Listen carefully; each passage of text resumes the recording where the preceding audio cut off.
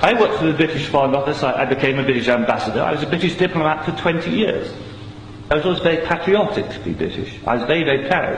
I remember when I first became a British ambassador and first went out in my own flag car with the Union Jack flying on the front as the ambassador, you know, I had a lump in my throat. It was a proud moment for me. It was only 6 months after that I discovered that in the country where I was ambassador, we and the Americans were shipping people in order for them to be tortured. And some of them were tortured to death. Now, as you may imagine, my worldview changed. It was at the same time, about a month later, we invaded Iraq against the will of the Security Council.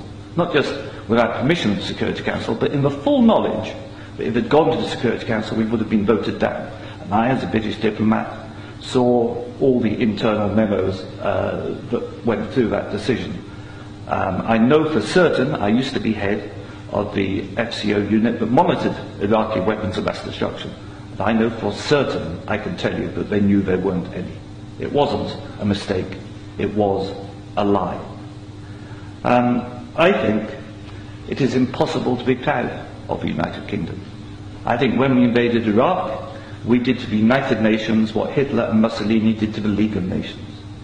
And I think what we've done since, where the truth is often much hidden in the bombing. If you look at Libya, disaster now, we bombed it. We killed 15,000 people when NATO bombed Sirte, something they never told you on the BBC. And did we make it better? No. I saw in Uzbekistan, I saw the gas contract signed by Innom and a company called Unocal, which George Bush Sr. was on the board, to dig out gas pipelines from Uzbekistan and Kazakhstan over Afghanistan down to the Indian Ocean. That was actually what the Afghan war was about. They'd actually had talks with the Taliban and Unocal to see if the Taliban would provide pipeline security. The person who held those talks was the